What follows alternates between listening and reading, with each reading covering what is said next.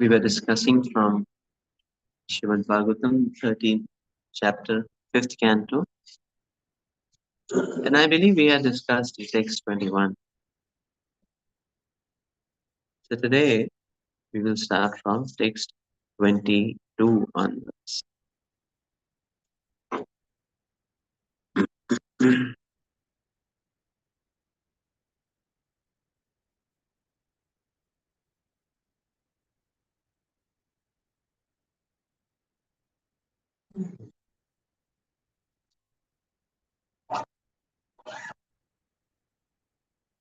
नहीं अद्भुतं त्वच्चरणाब्जरेणुभिः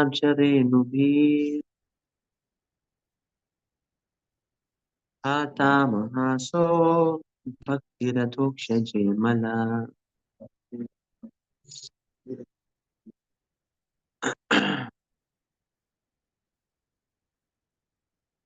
मोहूरतिकार्यस्य समागमाच्च मे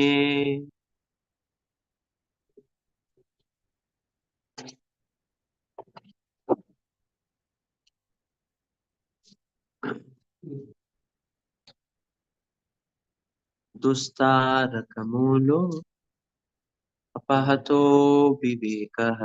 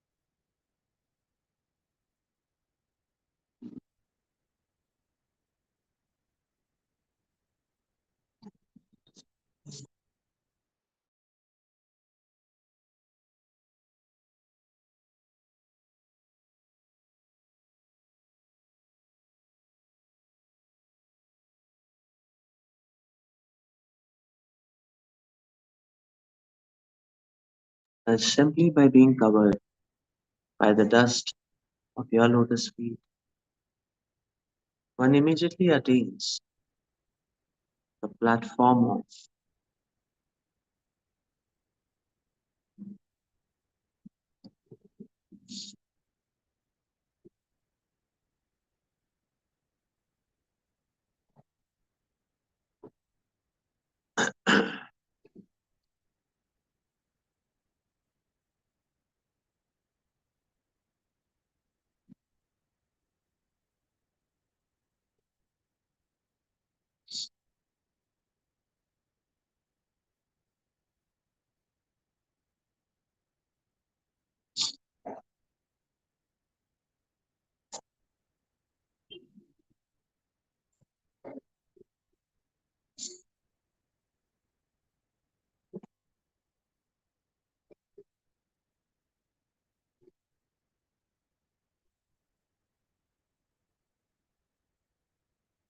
it is not at all wonderful that simply by being covered by the dust of your lotus feet, one immediately attains the platform of pure devotional service to Adhokshaja, which is not available even to great demigods like Brahma. By associating with you for just a moment, just for a moment, I am now free from all argument, false prestige, and lack of discrimination, which are the roots of entanglement in this material world. Now I am free from all these problems. Maharaj Rahugun is speaking here about Maharaj Chadbharat Parpat. Association with pure devotees certainly frees one from material pleasures. This is certainly true of King Rahuguna's association with Jadavara. King Rahuguna was immediately freed from the misgivings of material association. The arguments offered by pure devotees to their disciples are so convincing that even a dull headed disciple is immediately enlightened with spiritual knowledge.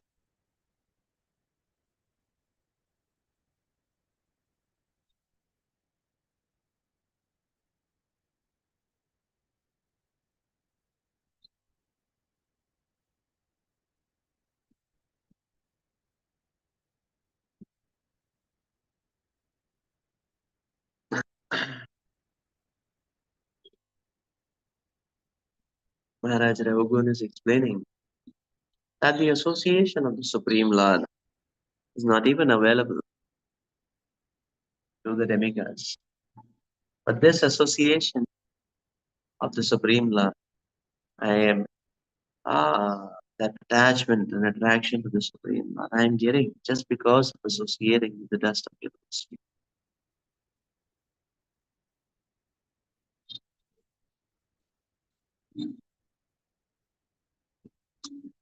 Maharaj Raghun is explaining that the roots of entanglement in this world are arguments, false prestige, and lack of discrimination.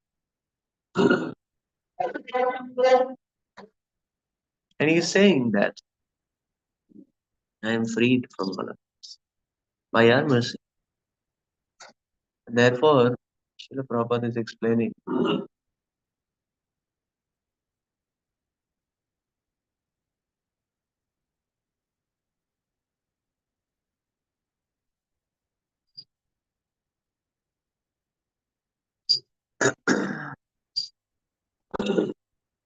that when one gets the association uh,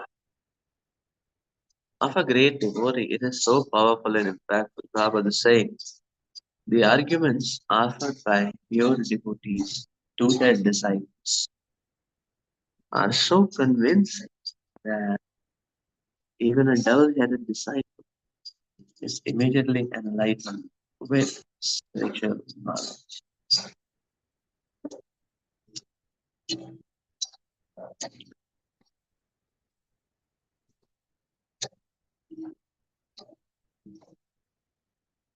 Coursing along the trajectories and affairs of this material world, our buddhi and vision gets cluttered. So the time and again we see in our lives a false prestige pops up. Acharya explained just like Ravana's heads keep popping up. In the same way, these anarthas keep popping up. So these anarthas pop up like that. Similarly, the false ego pops up like that. And so one loses one's vivek shakti. That means one's focus starts becoming diluted. The focus and Krishna consciousness start becoming diluted. The fervor starts becoming dampened. It starts becoming dampened. And therefore, we need the association of great devotees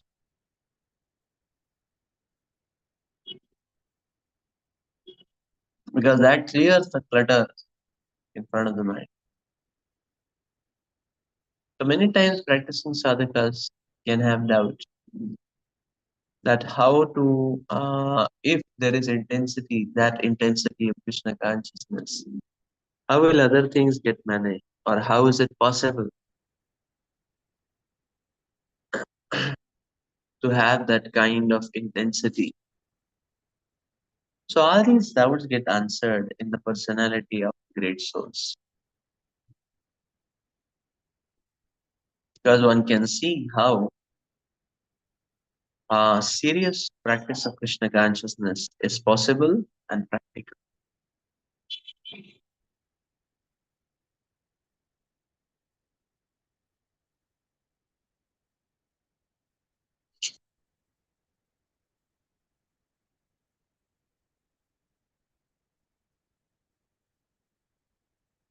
The,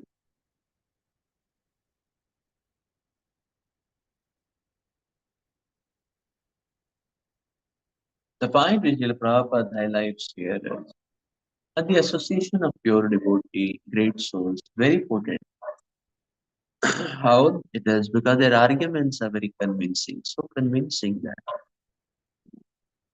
even a dull-headed person can start getting enlightened.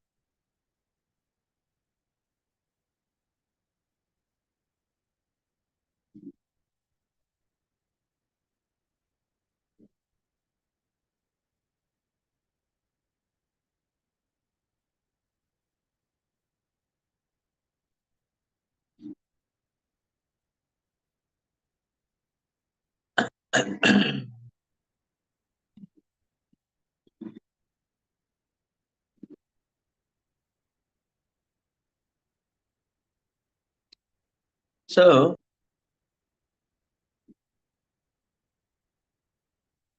the association of great souls provides the perfect circuitry for transference of faith.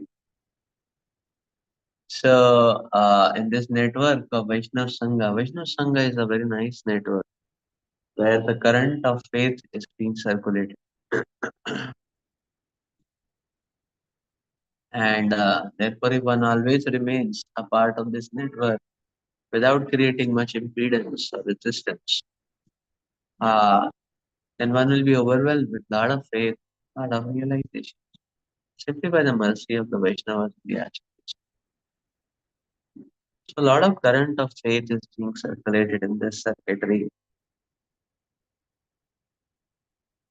And this current is what exposes the argument mentality, is diminished, the fog of confusion is resolved, exposed.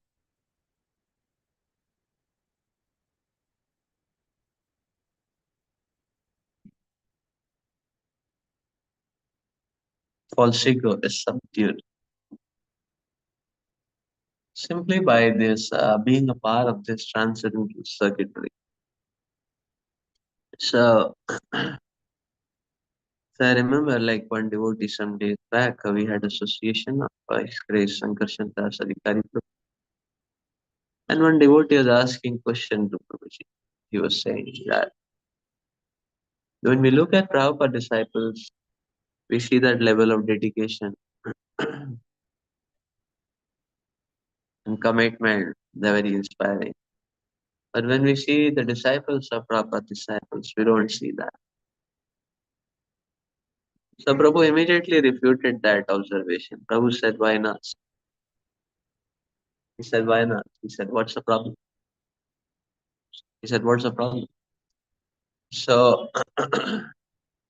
uh, so Prabhuji was pointing out that this observation is simply an assumption.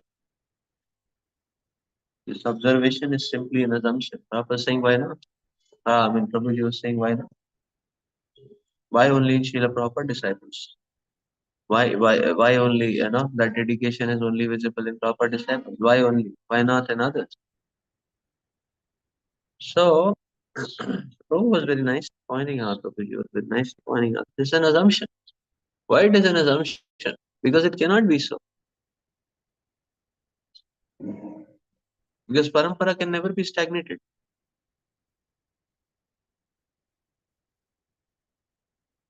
Parampara can never be stagnated. A guru resides in the hearts of the sincere disciples.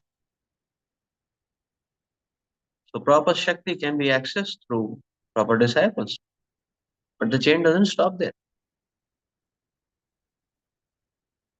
And the Shakti of Srila Prabhupada is further accessed to the sincere disciples of the disciples of Srila Prabhupada. And if we If the observer, no, if one says that this is not so, that refutes the entire circuitry, the entire physics of the dynamics of the mercy and the flow of the parampara. So that refutes. That is why. So Prabhuji was very nice pointing. Parampara means conduction. So that grace will be conducted, is being conducted, and will continue to be conducted. And that is why a sincere disciple, a sincere devotee, can access the grace not just of his own spiritual master, right? A sincere devotee can access the grace of Srila Prabhupada.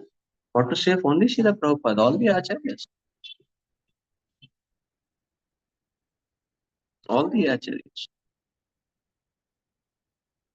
But that is transcendental circuitry. How can the circuitry be refuted?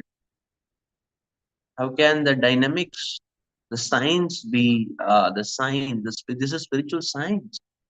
This is the foundation of spiritual science, and it can never be destroyed. It can it can never be. So, so therefore, one should not stay in imagination.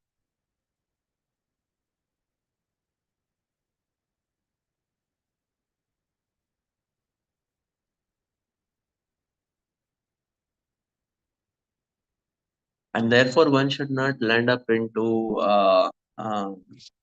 imaginative speculations. So it's like that.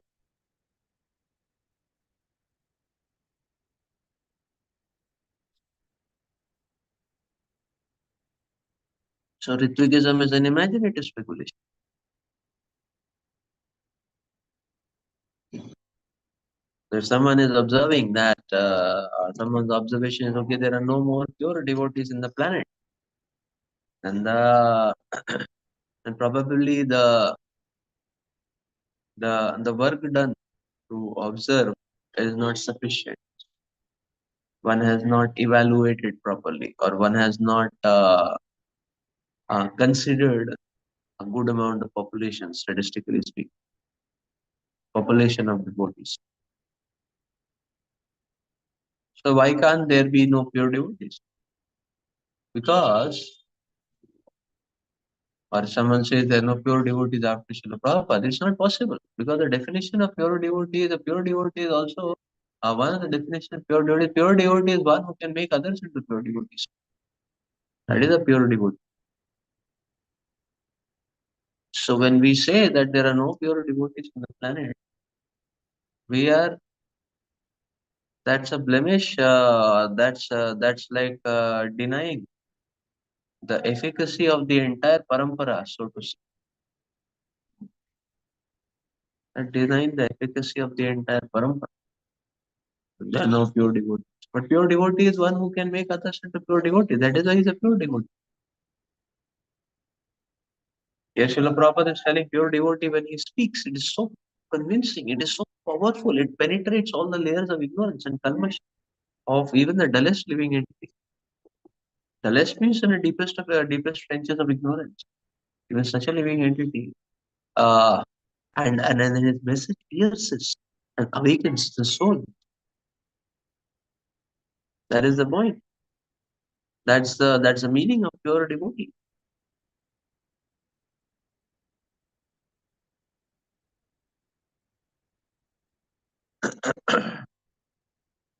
Pure devotees association is so powerful.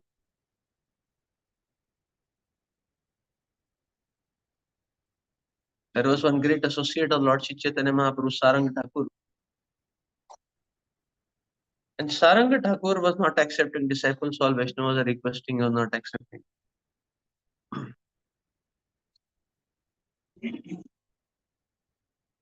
When Lord Chaitanya came to him, he said, you have to accept disciples.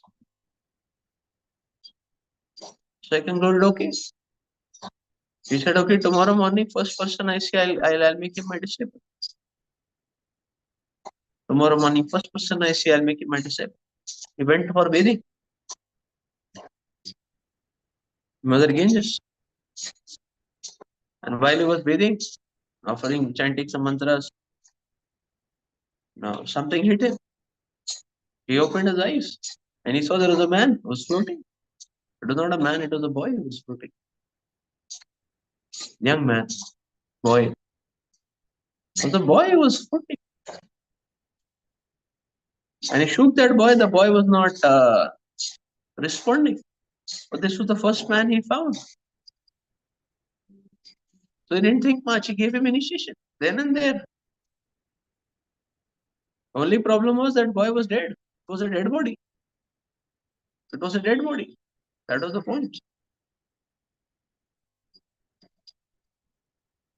It was a dead body. Sarang Thakur gave initiation to the dead body. The dead body came alive. That boy came back to life. He surrendered to Saranga Thakur. And the news spread so much. So that boy's parents also came to know this boy has brought back to life magic. So they came. They came running. They saw, yes, the boy was really alive. And boy was really alive. So Sarang Thakur gave initiation, dead man became alive. The parents wanted to take him back. But then he said, no, no, I was dead. Now my spiritual master brought me back to life. This life, I owe to my spiritual master now. The life which you both had given parents, that's gone. I was actually dead. My spiritual master brought me back to life. So he stayed with his guru. So this dead man, he became a great acharya, Murari Chaitanya.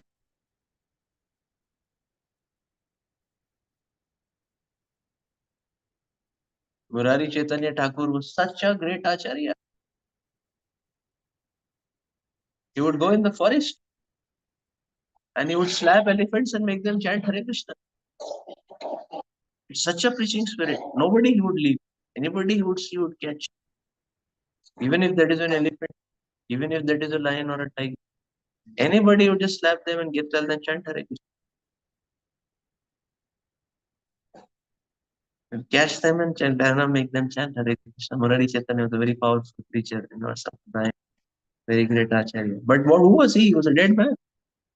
Dead man brought back to life. So we can understand that, therefore, we see that the arguments, pure devotee word, a lot of potency. So we see there is this transcendental circuitry of faith, and we just have to be connected. That's all. We just have to remain connected. And there is no scope of all these imaginative speculations because there is this transcendental circuitry. Therefore, the conduction has to happen. Prabhupada is telling Bhagavatam itself has a potency that a crude man will be converted into pure devotee. What does that mean? Prabhupada is saying as one goes from first canto to 12th canto, crude man will be converted into pure devotee. So therefore, what is the problem? The power, there is so much power running uh, in the circuitry of this network, transcendental network. All we have to do is connect strongly, not offer much impedance, uh, and remain connected. And a lot of transcendental mercy will be flowing through our hearts, into our hearts, through our hearts. Let's read further.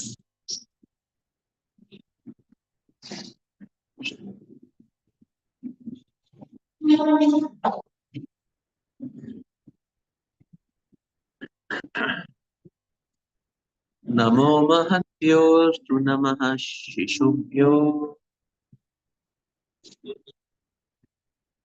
Namo Yuvabhyo Namah Avatubhya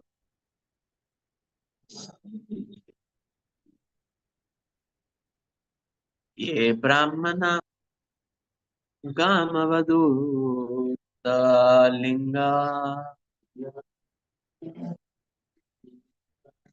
चरन्ति तेभ्यः शिवमस्तु राज्ञाम्.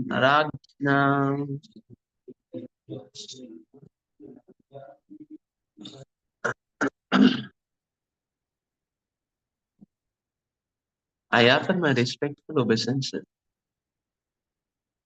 unto the great personalities, whether they walk on the earth's surface as children, young boys, avadutas, or great brahmanas.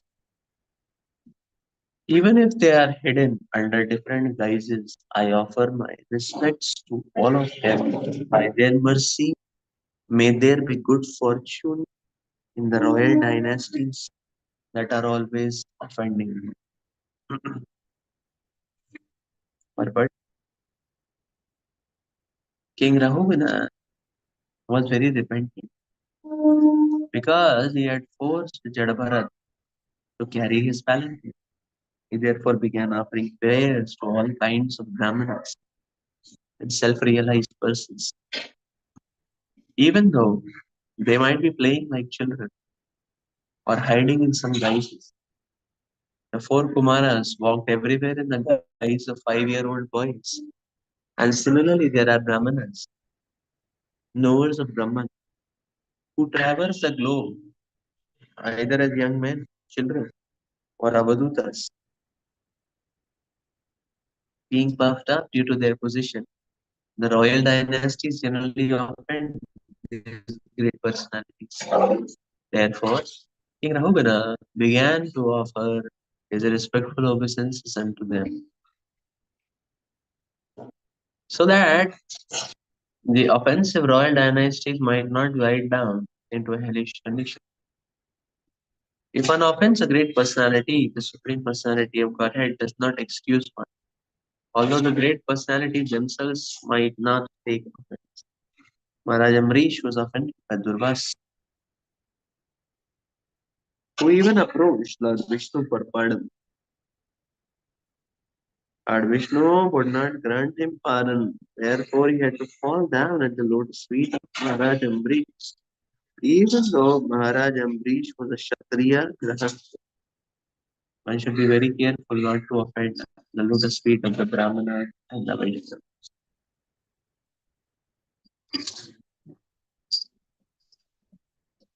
Jai Shri Sri Nitai Chan, Gauracharan Bhagwan Ki, Shri Shri Jagannath Baladev Subhadra Maharaj, Sudarshan Maharaj, Shri Prabhupada Ki.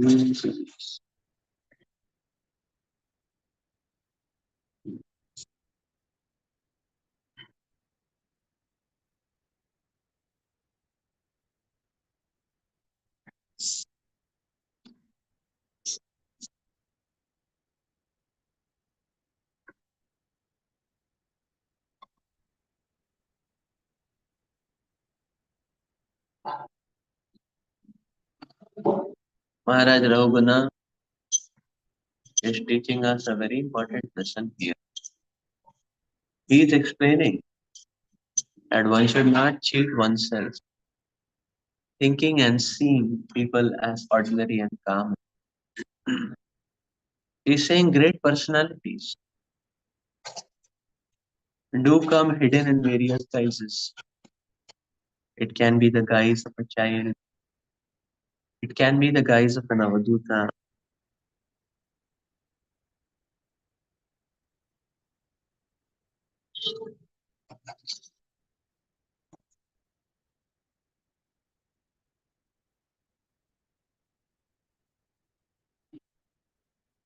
Better be very respectful.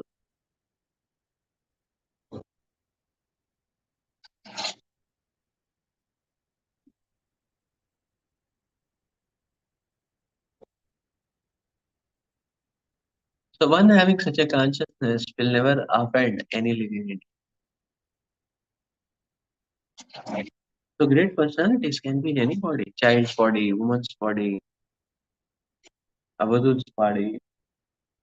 Interestingly, here it is being explained that there may be a phase where a great personality is not exhibiting any great symptoms, only exhibiting very common and ordinary symptoms.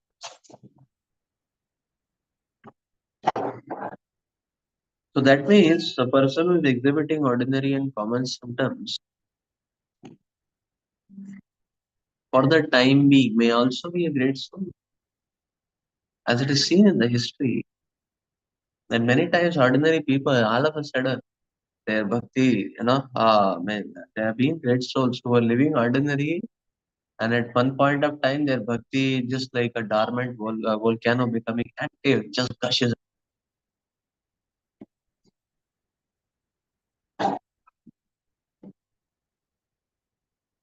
Interestingly, Lord Sri Chaitanya Mahaprabhu himself exhibited such an example. Lord Sri Chaitanya Mahaprabhu was such a grammarian and such a scholar, and he would catch everyone and discuss the grammar and logic and refute arguments and then refute them, and then establish them back again, and then refute them back, and then re-establish them. Lord Sri Chaitanya Mahaprabhu would play around in such manner. That was not Krishna Katha, it was not Krishna Kancha, it's quite ordinary. But that at one point of time, the Lord decided to reveal himself. And that ignited the fortune of all the Vaishnavas, where Lord Sri Chaitanya Mahaprabhu manifested the symptoms of bhakti.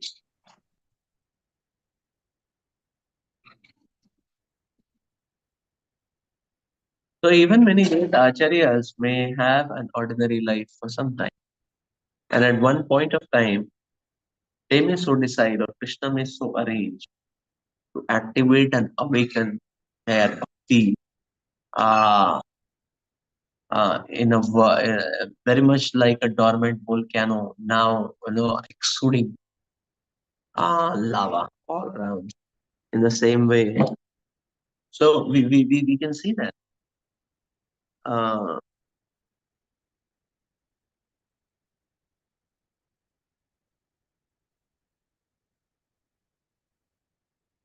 Therefore, we should never disrespect any living. Therefore, one should not be proud ever,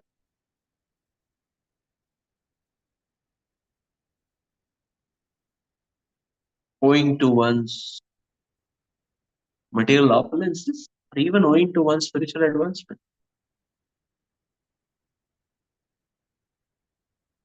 And Prabhupada was giving initiation to Guru Govind Maharaj. Everyone was saying, Prabhupada is a new man. How can you give sannyas so quick? The new man. Prabhupada looked at them, the devotees, and Prabhupada said, you are new. He is not new man. You are new. So we never know who, when.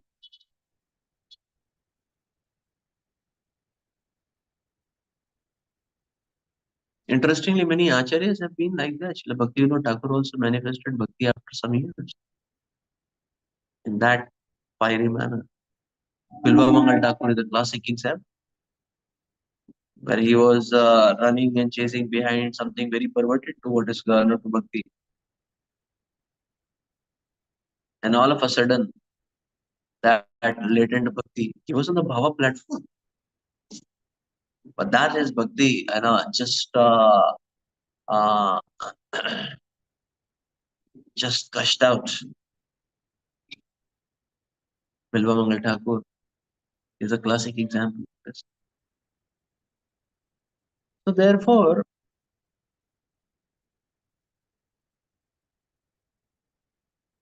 as a sadhaka, as a sadhaka trying to preach Krishna's message, one should be very, very humble to every living being because we don't know whom we are meeting. One should be very respectful to every living being. Very humbly, one should offer Krishna consciousness to others because we don't know. The person whom we are trying to offer Krishna consciousness may be actually much more advanced than us, which may get reflected in due course of time. So because we never know, better to be very humble and respect.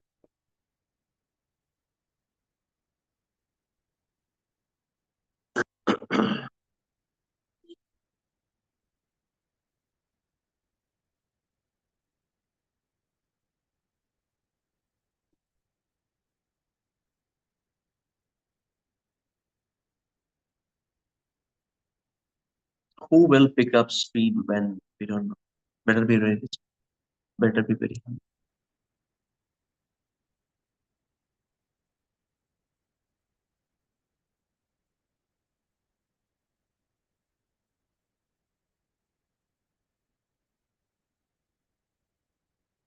In Srila Prabhupada time, Srila Prabhupada would be appearing ordinary to many of his godfathers who were sannyasis.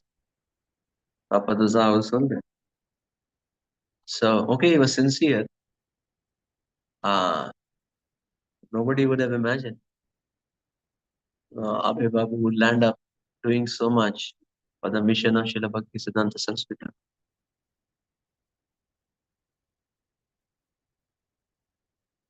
Nobody could imagine because Abhay Babu was a householder having five children. Uh, and he would land up doing so much for the mission. Srila Prabhupada, so which of his god brothers would have imagined that? Bhaktisiddhanta Saraswati Thakur knew, seems, when he said in Bombay that Abhay Babu will do everything when the time comes. So it seems that he knew, but how many others knew that doesn't appear to be. So that's why one has to be, and that is why you see here Maharaj Raghuvan is not taking any chance. He's offering obeisances to everyone. And therefore, he's praying on behalf of the royal orders. Because royal orders, by default, they are prone to be puffed up. Royal order, in general, at least one who has opulences. In general, they may be puffed up. So he's asking prayers on all of their behalf so that they can be forgiven and thus they can become recipients of receiving the mercy of the Supreme Lord. So if one is proud and puffed up, one will not receive the mercy. The circuitry is broken. So false ego is to the extent there is false ego, to that extent there is resistance. Infinite resistance, no conduction of mercy.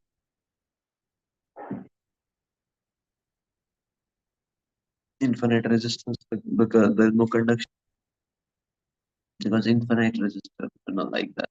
So a belligerent living entity was rebelled against Krishna offers infinite resistance to the Lord, and therefore the no conduction of mercy takes place. But when one turns to the Supreme Lord, then the mercy conduction starts. Not that mercy is not there, not that mercy is not there, it's there, but the current is not flowing because of resistance. So our attitude decides the value of the resistance or the impedance which we are offering in this transcendental circuit. And that's why one is humble enough, a lot of mercy can come. Phenomenal mercy can come at once. Let's keep going.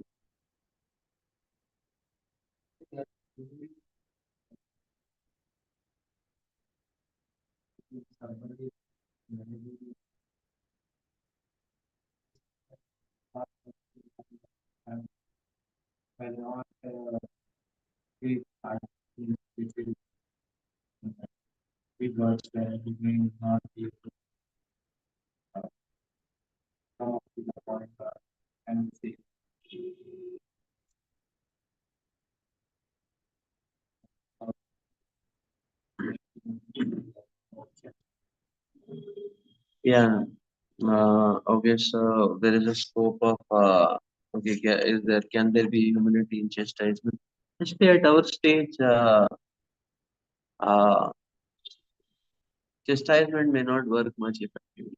Sometimes we think like this, but there can be very negative repercussions. Better we resort to humbly requests. So chastisement may be okay if Diksha Guru is chastising, huh? Then probably a disciple may be able to accept. Maybe there is a maybe clause there because Kali Yuga, especially, everyone has so much of a false ego. The moment you point finger, people start no, retaliating. So therefore, best is to respectfully and humbly present, appeal, plead, Now, those are proper, I mean, those may have proper impact. But to be very strong may not be a good idea. At least at our stage. Diksha Guru level, it's okay. At our stage, I feel it is risky. It may not lead to any positive results. That's because chastisement is like that. The moment person is chastised, immediately the person becomes shriveled. Immediately, a person closes because he got chastised. So, better not to use it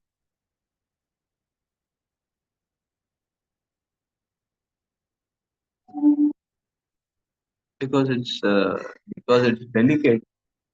Therefore, it is risky as well.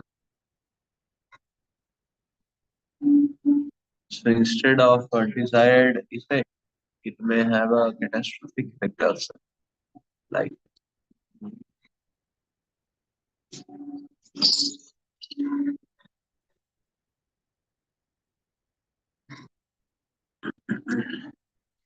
so therefore, better be humble.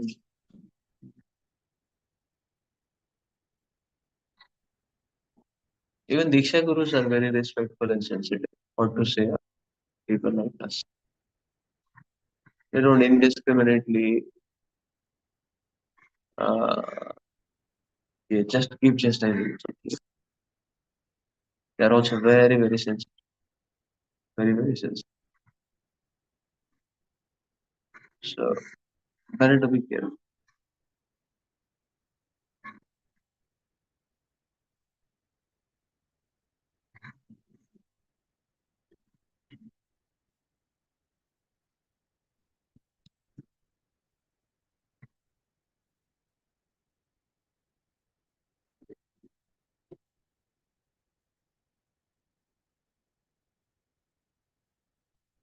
Next 24. Sri Shukawach Evamuttaramataha Savai Brahma Sindhupataya Satatvam Viganayataha Paranubhava Parama Karunika Tayo Padishya Raghugunena Sakarunam Avivandita Charana Apurana Apurnaranava Ivanivritta Karanorami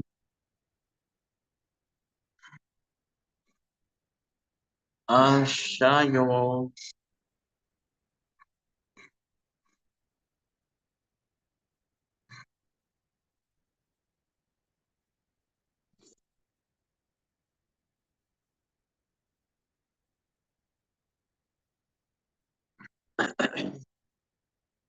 Asayo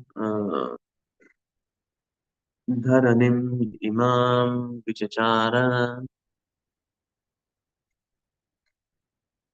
Srila Sukadev Goswami continued, my dear king, O son of Mother Uttara, there were some waves of dissatisfaction in the mind of Jadabharat due to being insulted by King Raghuvan, who made him carry his palanquin. But Jadabharat neglected this, and his heart again became calm and quiet like an ocean. Although King Raghuvan had insulted him, he was a great Paramahamsa. Being a Vaishnava, he was naturally very kind-hearted, and he therefore told the king about the constitutional position of the soul. He then forgot the insult because King Rahugana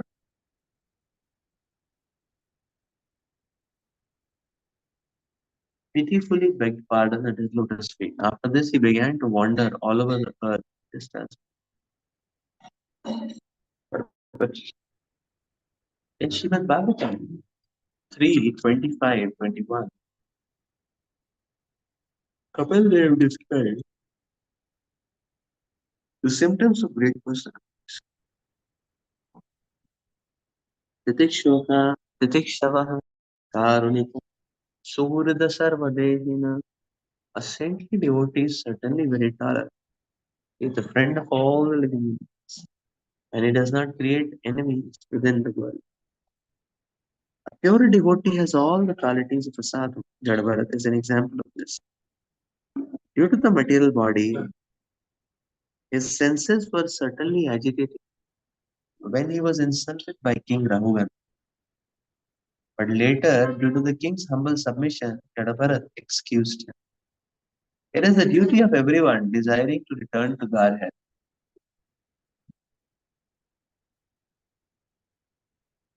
to become submissive like King Raghuvan and beg pardon of Vaishnavas one may have offended.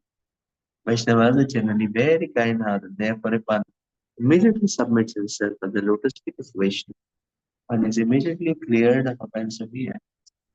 If one does not do so, the reactions will remain and the results will not be very palatable.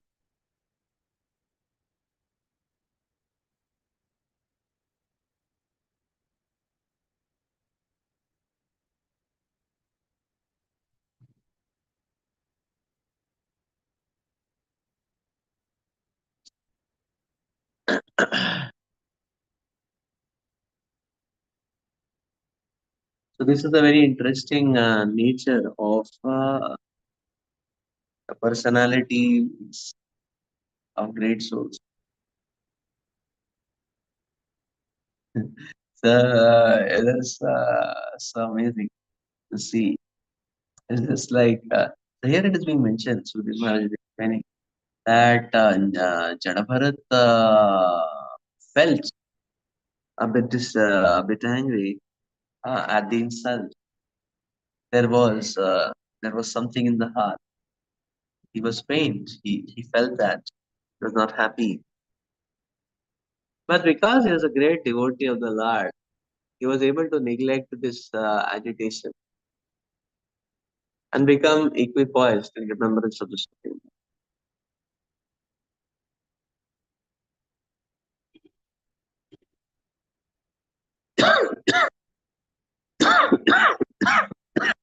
Because he was a great devotee.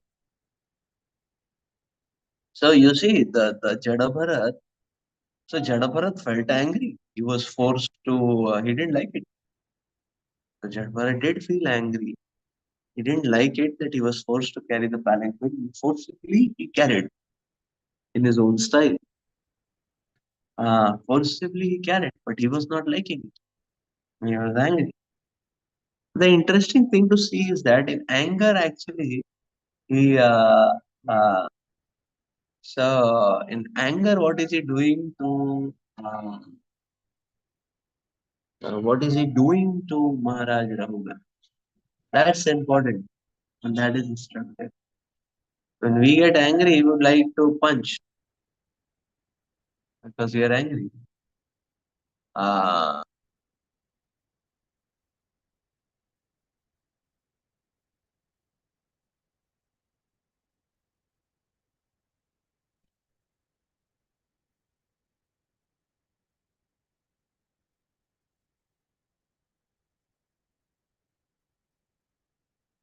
so he was angry, but how he reacted. See, this is greatness. That means the Maharaj Jadabharat was not in the best of the moods. Still, he is Vijay Krishna. The great souls are what? Even in their worst of the behaviors, they will always do benefit for others. This is just like sometimes, a mother is angry at the child. The child is really irritating the mother. The baby child is there, the baby child is really irritating the mother. Mother is very angry. So she very strongly grabs the child. And what is she going to do? She grabs the child, puts the child on her lap, feeds him milk. She's angry. She's irritated. But she does not throw the child. She does not punch the child, box the child. She may grab the child and put the child on her lap only. Where else? And what is she going to do? She's angry. But she'll feed milk. That is called as mother. Even the worst of the behavior,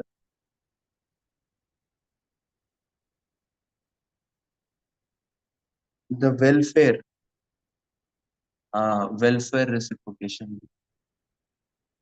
So that is why the saintly personalities are glorified throughout Bhagavatam because their nature is so unique and so endearing. Their worst of the behaviors also, what will come out of them is welfare of every living.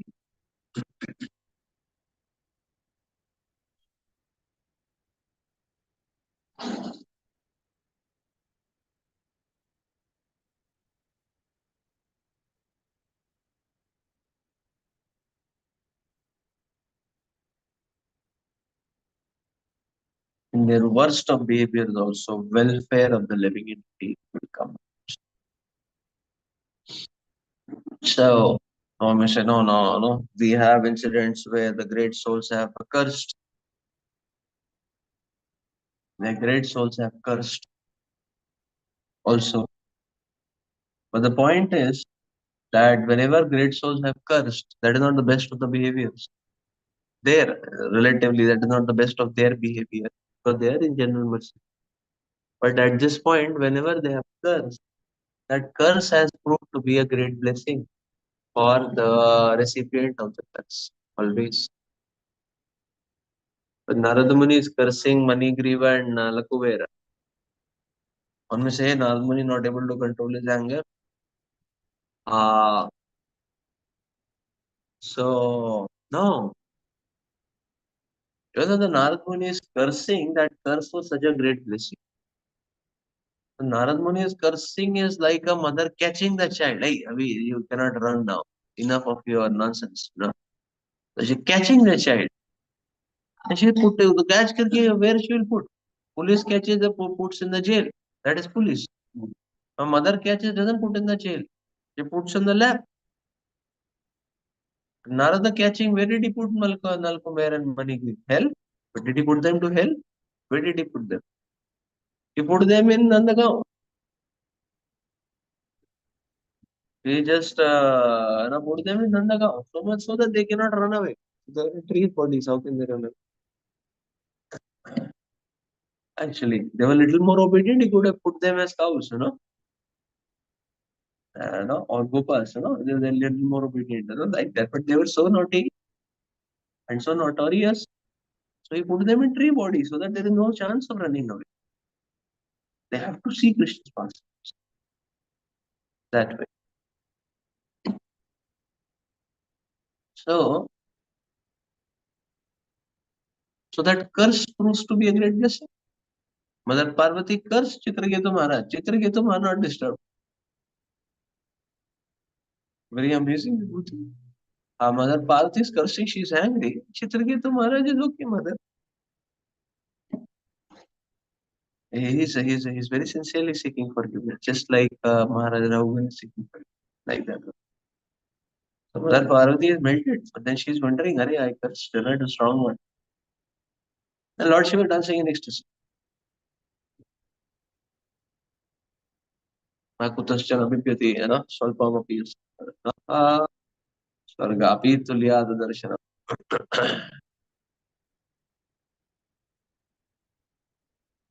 So, Mother Parvati cursed, but that was a great blessing for Chitraketu Maharaj.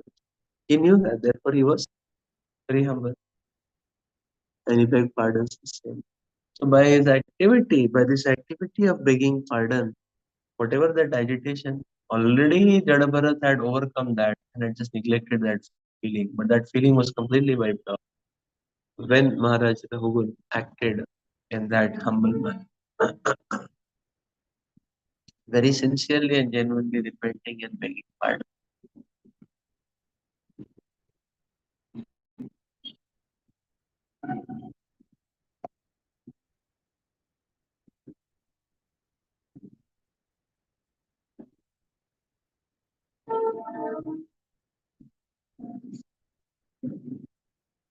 Let's read further.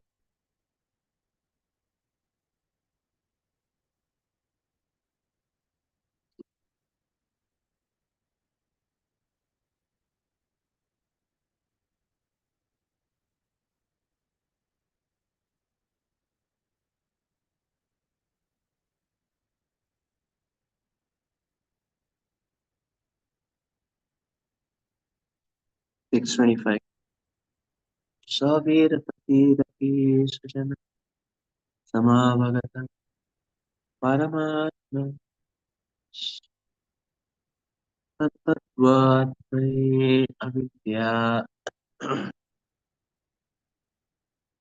Dhyayo Pitam Cha Dehatmamadhyam Visasarja Evam Hindva Bhagavat Ashrita Shrita Anubhavaha.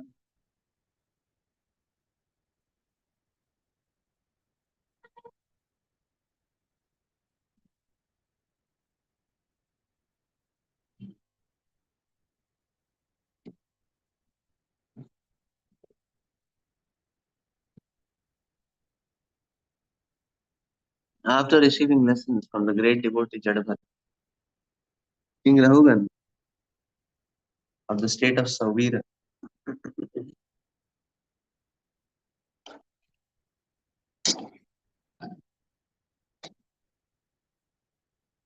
became completely aware of the constitution and position of the soul.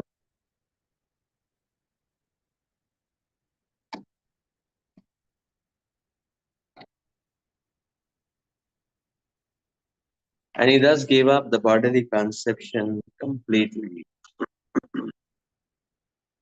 My dear king, whoever takes shelter of the servant of the Lord is certainly glorified because he can without difficulty give up the bodily conception. Purpose?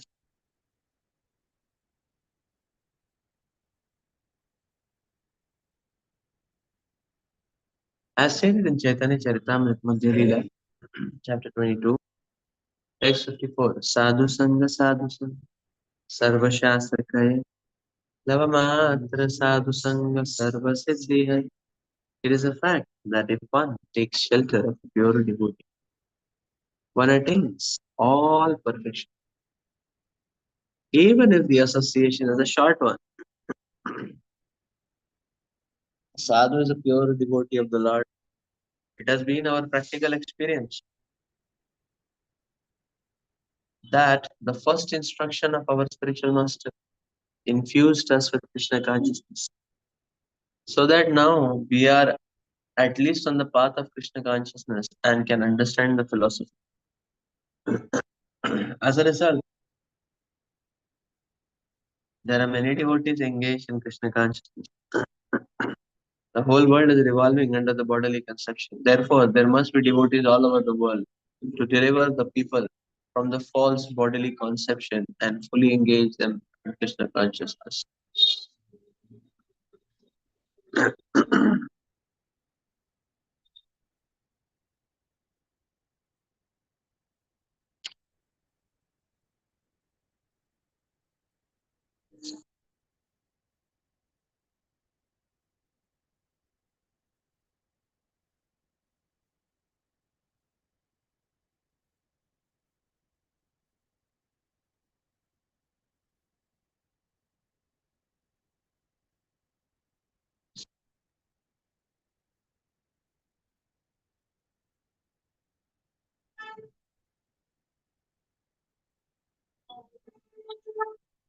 So it is explained that how Maharaj Rahugan was immediately freed from bodily conception just because of the association of Jadavat. Though this association was a short one, but it was a turning point. Similarly, we see Srila Narmani only got 4 months association of the Bhakti Vedantas, and that was sufficient for him to go back.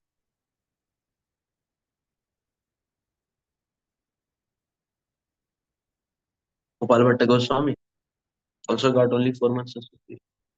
Chaturmasya, Lord Sridharma, that was sufficient for him.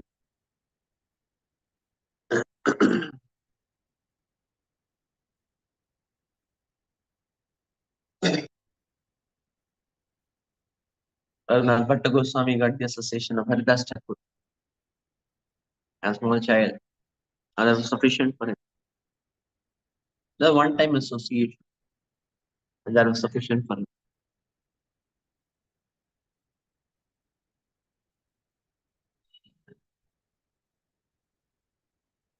In terms of timing and time summation, even Prabhupada did not get too much association with Srila Bhaktisiddhanta Thakur. He had met Srila Bhaktisiddhanta Thakur a couple of times, but he was not clinging next to Srila Bhaktisiddhanta Thakur. Prabhupada was not among the team clinging on to Bhaktisiddhanta Thakur. And similarly, there are so many proper disciples who got very less association with Srila Prabhupada. So association is very important, and the association.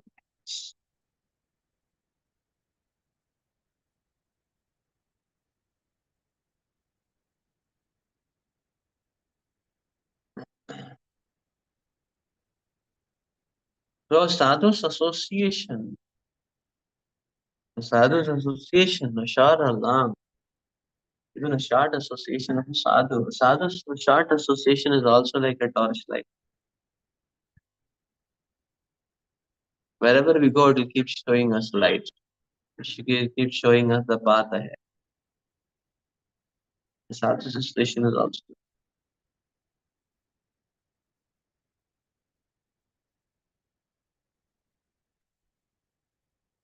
It's like many proper disciples, out of their humility, they are sharing. They many times share that they are able, as time is passing, they are able to more and more realize the value of the Srila Prabhupada's session. They're able to realize the value of it more and more. And thus they are going more and more close to Srila Prabhupada. Like Shrutakirti was mentioning, I'm more close to Prabhupada than I was a servant, giving massage to Srila Prabhupada every day. He said, today I'm more close to Srila Prabhupada than then. So this equation and dynamics is very beautiful.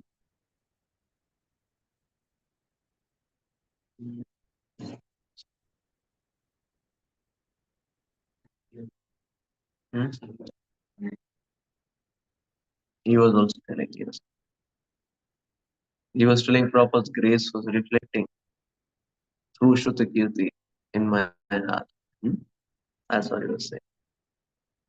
Right? He was saying, yes, because Prabhupada looking at him.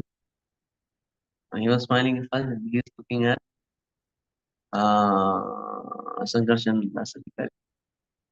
So Prabhupada was saying that, yes, it's Prabhupada's grace is reflecting through him in my heart, actually. So the point is this, the sadhu's association is very, very valuable. And its value, that association, its impact and value enhances with time, enhances with time. Uh, so, so therefore, lavamatra sadhu sangha sarvasiddhi. Even a little bit of association with time and sincerity is sufficient to take one back to God.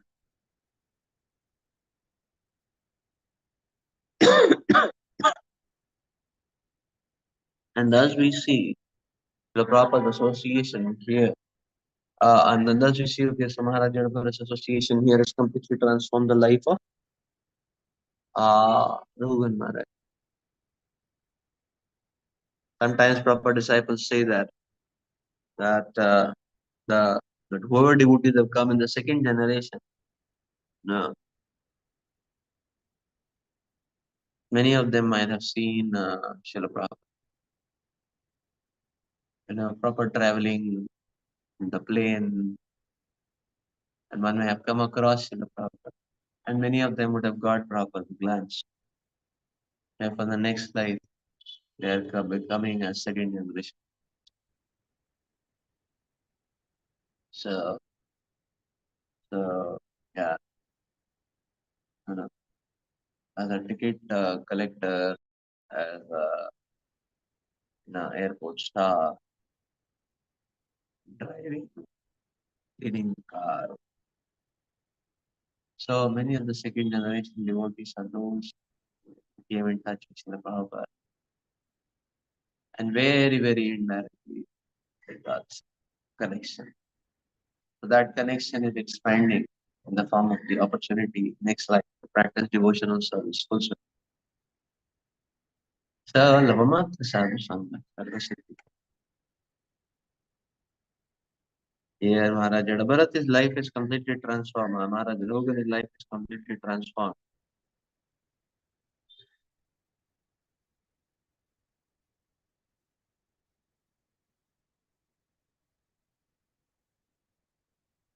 So Prabhupada, out of his humility, Prabhupada is remembering that, okay, we got the instruction of spiritual master that gave us Krishna consciousness, and by that grace we are still in Krishna consciousness.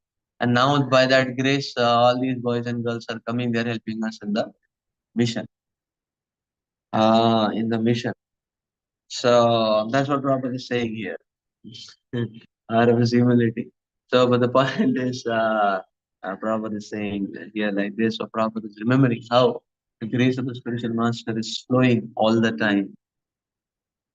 Yes, the grace of saintly personalities are flowing all the time.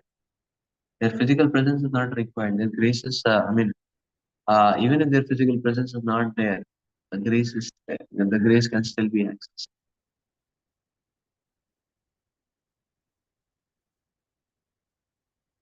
And, yeah, even if their physical presence is not there, the grace can still be.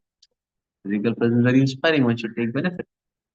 Uh, but even if it is not there, or whenever it is not there, that grace can still be accessed. Let's read further. Rajuvacha Yohava Ihavahuvita Mahabhagavata Vayapi Pita Parokshe Namachasa Jivaloka Bhavadva Sahitarya Manishaya Kalpita Vishayo Nanda Savyutapanna Loka समाधिगमः अतः तत् एवैतद् दुर्लभागमां समवेतानुकल्पेन निर्दिश्यतामिति.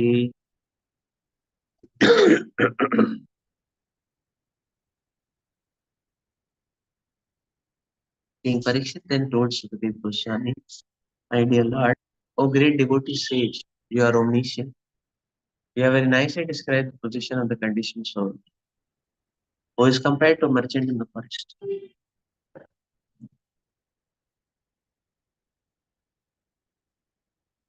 From these instructions, intelligent men can understand the senses of a person in the bodily conception are like rogues and thieves in the forest, and one's wife and children are like jackals and other ferocious animals. However, it is not very easy for the unintelligent to understand the purport of this story because it is difficult to explicate the extract exact meaning from the allegory. I therefore request Your Holiness to give the direct meaning.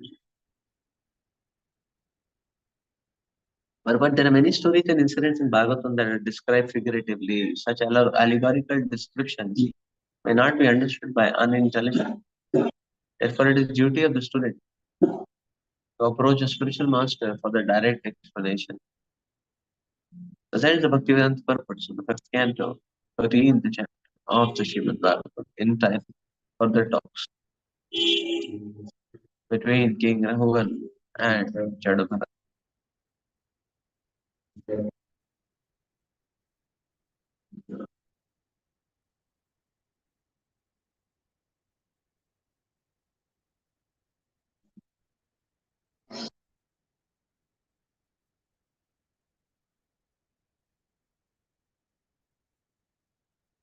Yet Parikshit Maharaj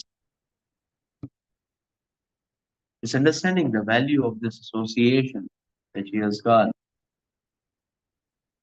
He has got such a wonderful revelation. At the same time, Parikshit Maharaj is acknowledging that uh, many unintelligent people will not be able to understand this allegory. Therefore, is requesting for direct meaning. Prabhupada saying it's a duty of disciple to approach the spiritual master for direct meaning.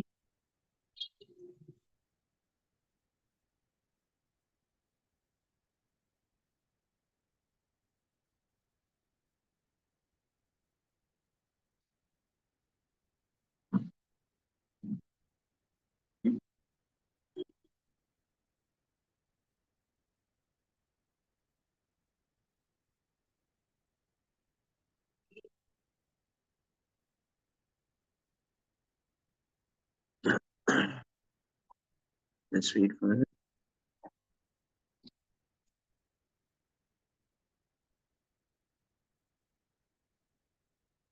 So with that, we complete chapter 13, and we will start chapter 14, which is direct meaning.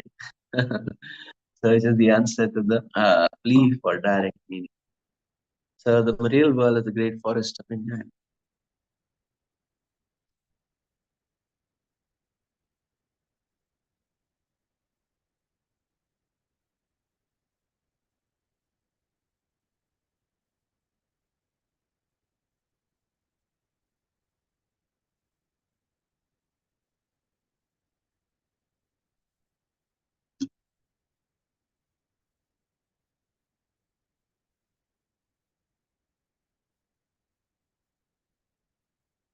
Because this is more direct meaning and more elaborated. Therefore, many times whenever we discuss about forest of material enjoyment, we generally touch upon chapter 14 instead of 13 because this is more understandable. Because here, uh, Sukadev Maharaj has added his own purpose, so it's more powerful. It's more understandable, more relatable, more nectarine in that sense. Equally powerful, more nectarine, you could say.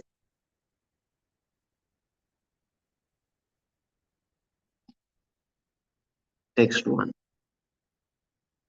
Sahovacha Saesha Dehatmanamaninam Sattvadiguna Vikalpita Kushalako Salasamavahara Vinirmita Vividha Dehavalidhir Yoga Samayogadi Anadi Samsaranupavasya Dvarabhutena Shadindriya Varagena Tasmin Durgavana आसुगमे ध्वनि अपतीत ईश्वरस्य भगवतो Vishnu वासवर्तिन्या माययतीपलोकोऽयं यतपणिकसारथौ अर्थपरः स्वदेहनिष्पादित कर्मानुभाव श्वसनावाद असीवामयं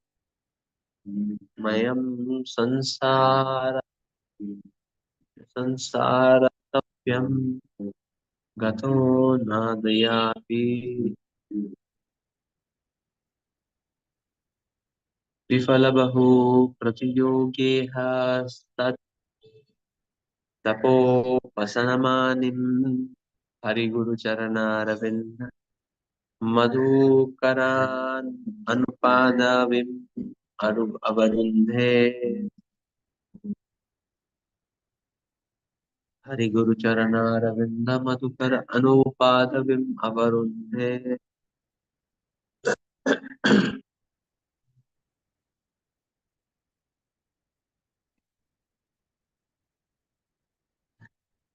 King Parikshit asked Sukadev Goswami about the direct meaning of the material forest. Sukadev Goswami replied as follows. My dear king, a man belonging to the mercantile community is always interested in earning money. Sometimes he enters the forest to acquire some cheap commodities like wood and earth and sell them in the city at good prices.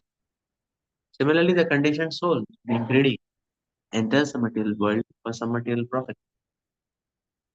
Gradually he enters the deepest part of the forest, not really knowing how to get out. Having entered the material world, the pure soul becomes conditioned by the material atmosphere, just created by the external energy under the control of Lord Vishnu. Thus, the living entity comes under the control of the external energy, the Maya, living independently and bewildered in the forest. He does not attain the association of devotees who are always engaged in the service of the Lord. Once in the bodily conception, he gets different types of bodies, one after the other, under the influence of the material energy and impelled by the modes of material nature, Satoguna, Rajoguna, and Tamoguna. In this way, the conditioned soul goes sometimes to the heavenly planets, sometimes to the earthly planets, sometimes to the lower planets and lower species. Thus, he suffers continuously due to the different types of body. His sufferings and pains are sometimes mixed. Sometimes they are severe and sometimes they are not. His bodily conditions are acquired due to the conditioned soul's mental speculation. He uses his mind and five senses to acquire knowledge, and these bring about the different bodies and different conditions. Using the senses under the control of the external energy mind, the living entity suffers the miserable conditions of material existence. He is actually searching for relief, but he is generally baffled, although sometimes he is relieved after great difficulty.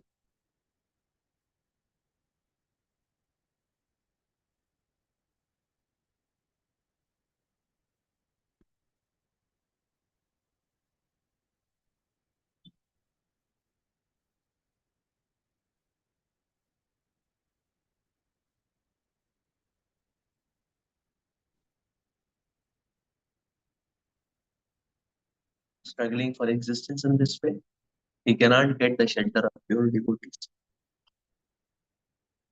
who are like bumblebees engaged in the loving service at the lotus feet of Lord Vishnu.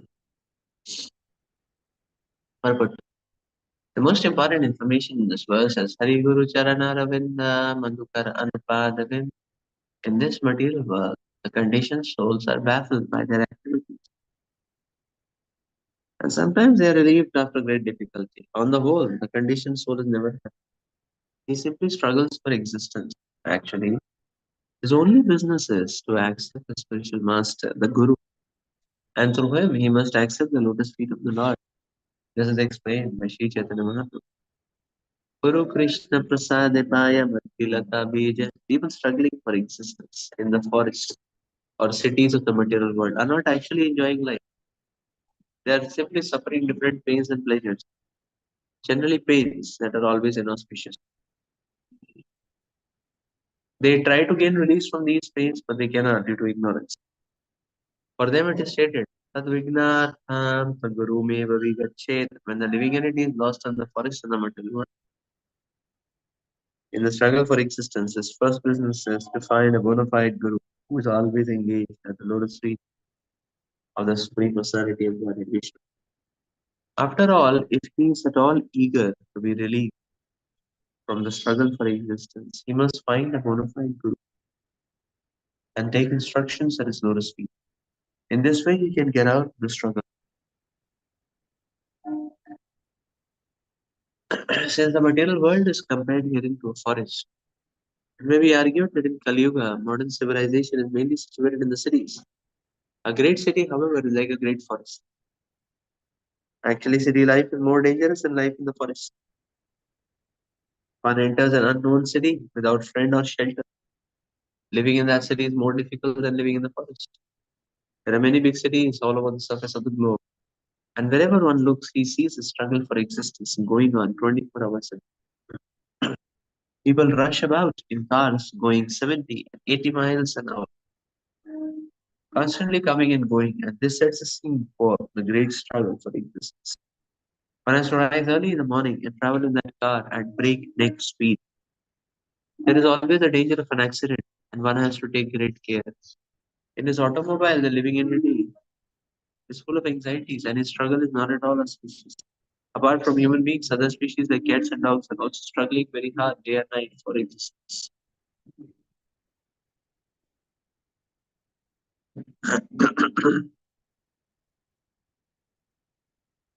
As the struggle for existence continues, the conditioned soul changes from one position to another. For a while, he's a child, but he has to become a boy. From a boy, he has to change to youth.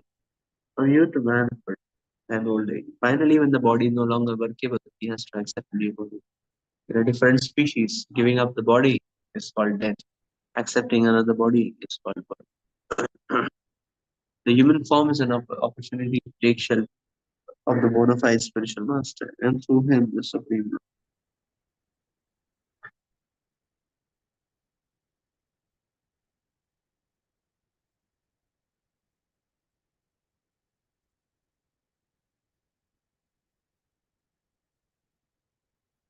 This Krishna consciousness movement has been started to give an opportunity for all the members of the human society who are misled by foolish leaders.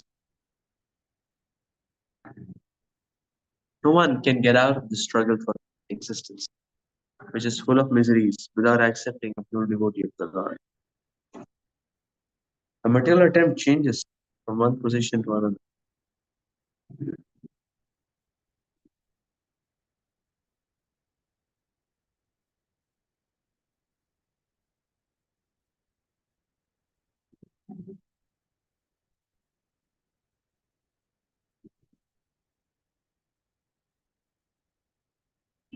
And no one actually gains relief from the struggle of existence. The only resort is the lotus feet of a bona fide spiritual master, and through him, the lotus feet of the Lord. What's being described here is that this Manik entering the forest to get cheap commodities, which he can sell, and amass a lot of money. See, this is literally also very true. What mankind is doing is simply exploring the treasures in Mother Earth and then making a lot of money on them. Whether it is anything and everything is like that. Simply exploring and simply no, simply observing and getting some uh, natural commodities very cheap and then making a very good business out of it, like this. So that is the unfortunate scene of this world. So whether it is the mines and gold and diamonds and all that, one gets it easily and sells it at sky high price. In oil and so on, one gets relatively easily cheaper, sells it at a higher price.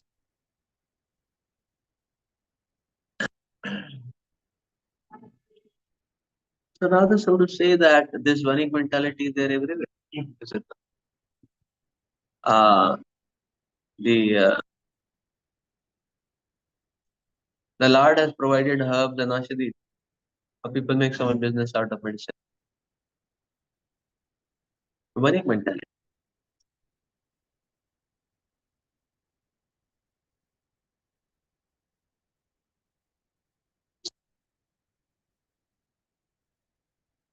And it's a discovery is also Vanik mentality. Like laser, the principle of laser is already existing. Lasing. Only few element combinations can give that laser action. So rather than thanking God and being devotees, people just want to just make money out of it. That's the Vanik mentality is prominent everywhere. So the point is that this kind of mentality will lead us to a very dangerous predicament. Why? Because uh, in a forest, anything can happen at any time. So therefore, the Vanik suffers.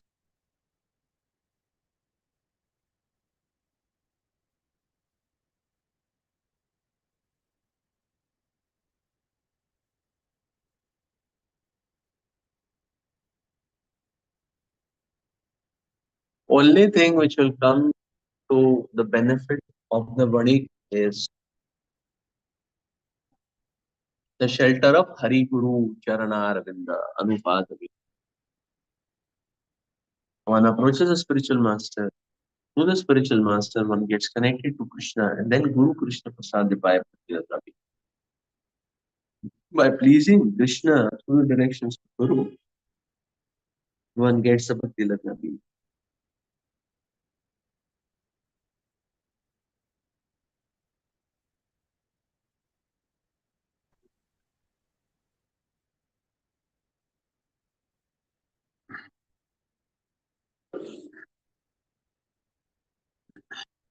And this is what should be uh, the goal, what we should look up to. The shelter of the lotus feet of the Lord and Guru. If this is there, one will not be lost into the forest. One can traverse one's way out.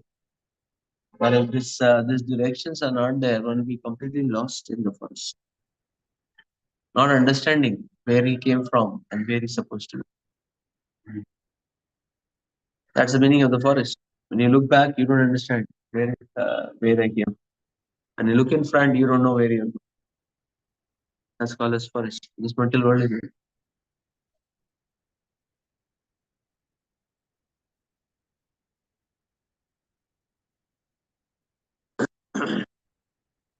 okay. So let's stop here for today.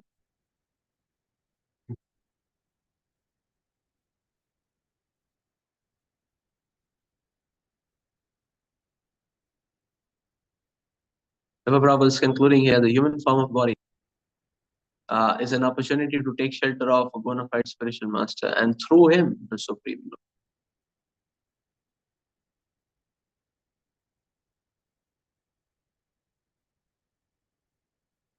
ग्रंथराज Shrimad Bhagavatam की जय। श्रील प्रभुपाद की जय।